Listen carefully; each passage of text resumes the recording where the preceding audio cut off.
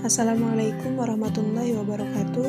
Saya Widya Gustiani Amalia dari kelas TP1D akan menjelaskan sedikit tentang kata dan kalimat efektif. Nah, yang pertama ada pengertian kata. Kata memiliki pengertian sebagai sederetan huruf yang berada di antara dua spasi dan memiliki sebuah arti.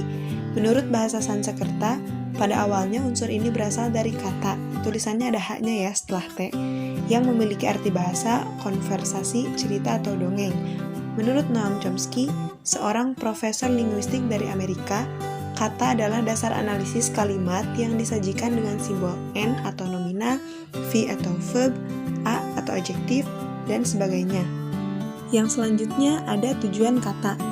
Kata memiliki tujuan sebagai satuan gramatikal terkecil yang memiliki makna dan arti sehingga dapat disusun menjadi suatu kalimat, klausa, dan frasa. Unsur bahasa ini menjadi unsur penting dalam kebahasaan karena dapat menerangkan benda, waktu, sifat, dan lain-lain.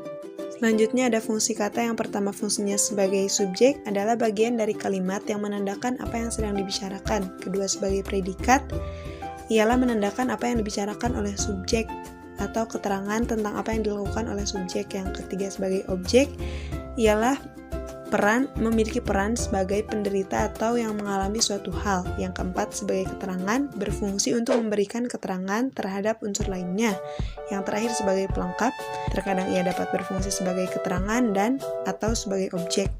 Selanjutnya ada jenis kata. Yang pertama, kata benda ialah nama-nama dari semua benda. Yang kedua ada kata bilangan, merupakan unsur yang memiliki tugas untuk menjelaskan jumlah objek atau jumlah benda. Yang selanjutnya ada kata ganti, merupakan unsur yang berfungsi untuk menggantikan objek atau nomina. Selanjutnya ada kata kerja, merupakan seluruh hal yang dapat menyatakan aktivitas atau perilaku. Selanjutnya ada kata sifat, adalah unsur menggambarkan sifat seseorang atau keadaan, sebuah benda atau sesuatu. Selanjutnya ada kata keterangan, adalah suatu hal yang memberikan keterangan tambahan tentang verba, adjektiva, dan lain-lain. Yang terakhir adalah kata tugas, berdasarkan bentuknya sulit untuk dilakukan perubahan, bahkan tidak dapat mengalami perubahan bentuk. Selanjutnya ada bentuk kata. Yang pertama, kata imbuhan. Di dalamnya terdiri dari imbuhan awal atau prefiks, contohnya me, ke, dan lain-lain. Selanjutnya imbuhan akhiran atau sufiks, contohnya kan, an, i, nya. Selanjutnya imbuhan awalan dan akhiran atau konfiks, contohnya kan, ber, an, se, nya, dan lain-lain. Selanjutnya ada imbuhan sisipan atau infiks, contohnya r, l, m, dan in. Bentuk kata selanjutnya ialah kata ulang yang berdasarkan bentuk terdiri dari ulang sebagian, ulang utuh, ulang berubah bunyi, ulang berimbuhan, ulang semu.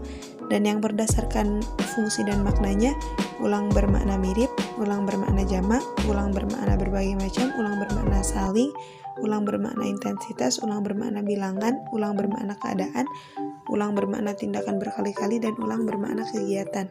Selanjutnya tentang kalimat efektif. Yang pertama, pengertian kalimat efektif adalah kalimat yang mudah dipahami oleh orang lain dengan tepat. Kalimat yang dimaksud bisa dalam bentuk lisan maupun tulisan. Selanjutnya ada syarat kalimat efektif. Yang pertama, kesepadanan struktur. Berisi, memiliki subjek dan predikat yang jelas. Tidak terdapat subjek yang ganda dan predikat kalimat tidak didahului oleh kata yang. Syarat selanjutnya ialah keparalelan bentuk, yaitu kalau bentuk pertamanya menggunakan kata benda, maka bentuk selanjutnya juga harus menggunakan kata benda. Selanjutnya ialah kehematan kata, yaitu hilangkan pengulangan subjek, hindari kesinoniman dalam satu kalimat, dan perhatikan kata jamak.